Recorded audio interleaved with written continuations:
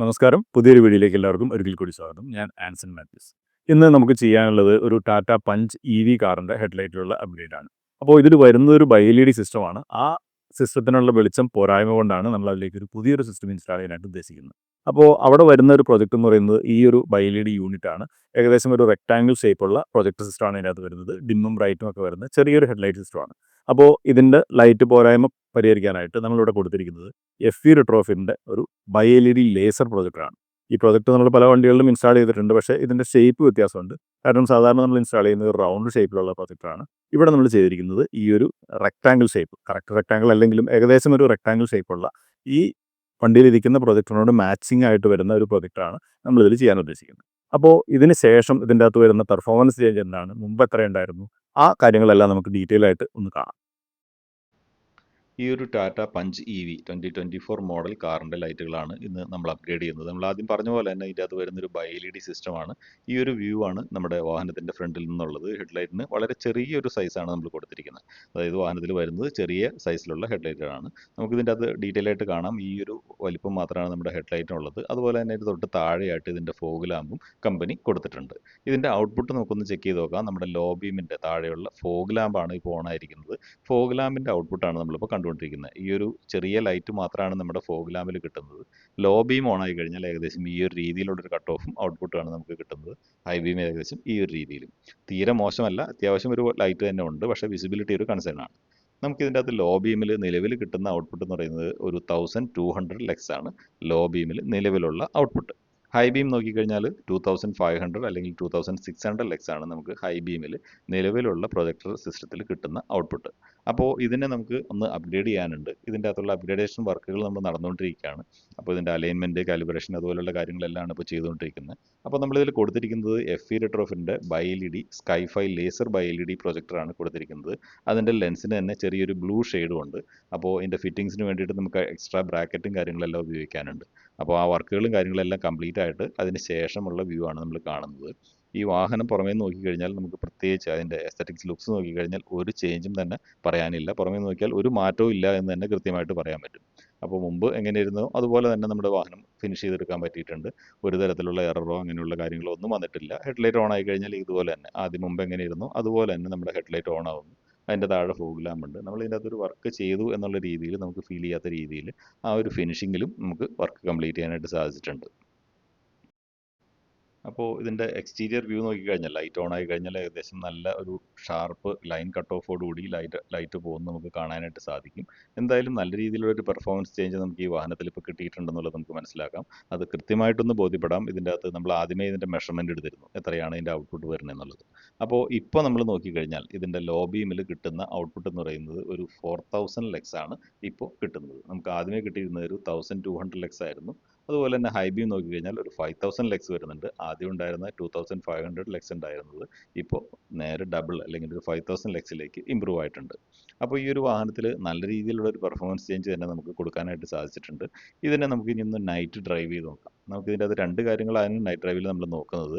ഇതിൻ്റെ അലൈൻമെൻറ്റ് നമ്മൾ ഗ്യാരേജിൻ്റെ അകത്ത് വെച്ചിട്ടാണ് ചെയ്യുന്നത്. ഇതിൻ്റെ ഹെഡ്ലൈറ്റിൻ്റെ ഹൈറ്റ് വെച്ചിട്ടാണ് നമ്മൾ ഇതിൻ്റെ അലൈൻമെൻറ്റ്, ലോ ബീമിൻ്റെ അലൈൻമെൻറ്റ് നോക്കുന്നത്. അതായത് ഇതിൻ്റെ അഡ്ജസ്റ്റർ സീറോയിൽ വെച്ച് കഴിഞ്ഞാൽ സിംഗിൾ പാസഞ്ചറോ അല്ലെങ്കിൽ ഡബിൾ പാസഞ്ചറോ ആണെന്നുണ്ടെങ്കിൽ, ഫ്രണ്ടിൽ രണ്ടുപേരാണെങ്കിലും ഇതിൻ്റെ സീറോയിൽ വെച്ച് കഴിഞ്ഞാൽ എതിരെ വരുന്ന വാഹനങ്ങളിലുള്ളവർക്ക് ബുദ്ധിമുട്ടുണ്ടാവരുത്. അതുപോലെ നമ്മുടെ ഫ്രണ്ടിൽ പോകുന്ന ആളുകൾക്കും ബുദ്ധിമുട്ടുണ്ടാവാത്ത രീതിയിലാണ് സീറോ കാലിബ്രേഷനിൽ നമുക്കിത് സെറ്റ് ചെയ്യുന്നത്. അപ്പോൾ അത് കറക്റ്റാണോ എന്ന് ഒന്നുകൂടെ ചെക്ക് ചെയ്യാൻ വേണ്ടിയിട്ടാണ് നമ്മൾ നൈറ്റ് ഡ്രൈവ് ചെയ്യുന്നത്. അതുപോലെ തന്നെ ഇതിൻ്റെ പെർഫോമൻസ് എത്രത്തോളം ഇമ്പ്രൂവ് ആയി എന്നുള്ളതും അറിയാൻ വേണ്ടിയിട്ട്. പെർഫോമൻസിൻ്റെ കാര്യത്തിൽ നമുക്ക് ഡൗട്ടൊന്നുമില്ല. കാരണം ഇതിന് മുമ്പും ഇതേ പ്രൊജക്ടറുകൾ നമ്മൾ പല വാഹനങ്ങളിലും ഇൻസ്റ്റാൾ ചെയ്തിരിക്കുന്നുണ്ട്. പെർഫോമൻസ് ഗ്യാരണ്ടീഡ് ആണ്. നല്ല ഒരു ഔട്ട്പുട്ട് അതുപോലെ തന്നെ നല്ല റേഞ്ച് കാര്യങ്ങളെല്ലാം നമുക്ക് ഇതിൻ്റെ അകത്ത് കിട്ടുന്നുണ്ട്. സൈഡിലേക്കുള്ള കവറേജ് ആണെങ്കിൽ എടുത്ത് പറയേണ്ടതാണ്. നല്ല റേഞ്ചിൽ സൈഡിലേക്ക് ലൈറ്റ് പോകുന്നത്, അതായത് ഒരു കോർണറിംഗ് ലാമ്പിൻ്റെ ആവശ്യമില്ലാതെ തന്നെ നല്ല റേഞ്ചിൽ സൈഡിലേക്കുള്ള ലൈറ്റ് ഔട്ട്പുട്ട് പോകുന്നത് നമുക്ക് ഈ വീഡിയോയിൽ കാണാനായിട്ട് സാധിക്കും. റോഡ് കംപ്ലീറ്റ് ആയിട്ട് ഇലുമിനേറ്റ് ചെയ്യുന്നുണ്ട്. നമ്മൾ ഇതിൽ കൊടുത്തിരിക്കുന്നത് എഫ് ഇ റിട്രോഫിറ്റിൻ്റെ സ്കൈഫൈ ലേസർ ബൈ-എൽ-ഇ-ഡി പ്രൊജക്ടറാണ്. ഇതിൻ്റെ അകത്ത് ലേസർ ഒരു അഡീഷണൽ ബീമാണ്. അതുപോലെ തന്നെ ഇതിൻ്റെ കളർ ടെമ്പറേച്ചർ വരുന്നത് ഒരു 5000 കെൽവിനാണ്. അതായത് ചെറിയൊരു മഞ്ഞ ഷെയ്ഡോട് കൂടിയിട്ടുള്ള ഒരു ലൈറ്റാണ് ഇതിൻ്റെ അകത്ത് കിട്ടുന്നത്. അതുകൊണ്ട് തന്നെ ചെറിയ മഞ്ഞിലും മഴയിലും ഒക്കെ നമുക്ക് അത്യാവശ്യം നല്ല വിസിബിലിറ്റി നമുക്ക് ഈ വാഹനത്തിൽ നിന്ന് അല്ലെങ്കിൽ ഈ ലൈറ്റിൽ നിന്ന് നമുക്ക് കിട്ടാനായിട്ട് സാധിക്കും. അപ്പോൾ അതും നമുക്ക് അതിൻ്റെ അകത്ത് ടെസ്റ്റ് ചെയ്ത് നോക്കാനുണ്ട്. ഏതായാലും ഇപ്പോൾ ഒരു ഡ്രൈ അല്ലെങ്കിൽ ഡ്രൈ റോഡിലുള്ള പെർഫോമൻസ് ആണ് നമ്മൾ കാണുന്നത്.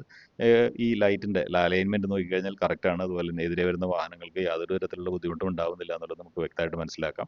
എതിരെ വരുന്ന അല്ലെങ്കിൽ നമ്മൾ ഫോളോ ചെയ്യുന്ന വാഹനത്തിൻ്റെ ഒരു സൈഡ് മിററിൻ്റെ താഴെയാണ് നമ്മുടെ ലൈറ്റ് ബീം ലോ ബീമിൻ്റെ കട്ട് ഓഫ് പാസ് ചെയ്യുന്നുണ്ടെങ്കിൽ അത് നമ്മളുടെ അലൈൻമെൻറ്റ് കറക്റ്റാണ് എന്ന് തന്നെ നമുക്ക് മനസ്സിലാക്കാം.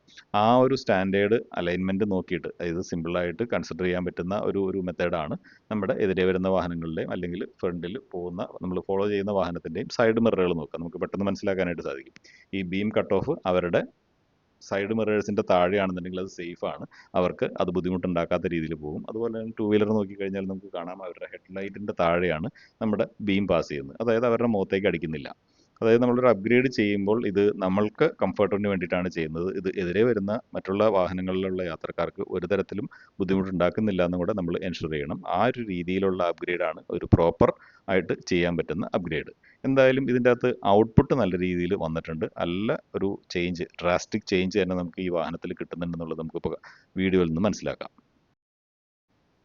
അതുപോലെ നമ്മളുടെ പ്രൊജക്ടിൻ്റെ കറണ്ട് കൺസംഷൻ ആണെങ്കിലും ഇതുപോലെ തന്നെ വാഹനത്തിൽ ഇതൊരു EV ആയതുകൊണ്ട് തന്നെ ഒരുപാട് വേരിയേഷൻ ഒന്നും വരാത്ത രീതിയിൽ തന്നെയാണ് നമ്മൾ സെറ്റ് ചെയ്തിരിക്കുന്നത്. ഏകദേശം സെയിം വോൾട്ടേജിൽ തന്നെയുള്ള പ്രൊജക്ടുകളാണ് നമ്മൾ കൊടുത്തിരിക്കുന്നത്. കുറച്ചുകൂടെ കൂടുതലുണ്ട്, പക്ഷേ നമുക്ക് ഔട്ട്പുട്ട് അതുപോലെ വേരിയേഷൻ വരുന്നുണ്ട്.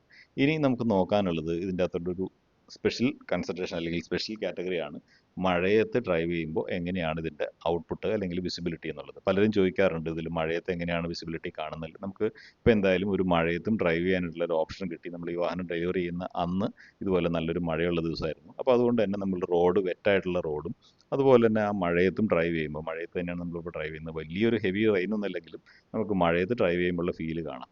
ഇപ്പോഴും നമുക്ക് റോഡ് വളരെ വ്യക്തമായിട്ട് കാണാനായിട്ട് സാധിക്കുന്നുണ്ട്.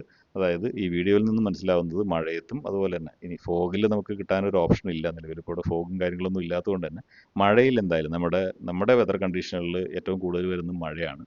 അപ്പോൾ ഈ മഴയിൽ നമുക്ക് റോഡ് വിസിബിൾ ആവും, അതുപോലെ തന്നെ നല്ല വ്യക്തമായിട്ട് കാണാൻ പറ്റുമെന്ന് ഈ വീഡിയോയിൽ നിന്ന് നമുക്ക് വളരെ വ്യക്തമായിട്ട് മനസ്സിലാവുന്നുണ്ട്. അപ്പോൾ ഇതിൻ്റെ അകത്തും ആദ്യം കണ്ട പോലെ തന്നെ നല്ല കവറേജും കാര്യങ്ങളും ഇപ്പോഴും കിട്ടുന്നുണ്ട്. മഴയാണെന്നുണ്ടെങ്കിലും റോഡിന് നമുക്ക് വ്യക്തമായിട്ട് കാണാം.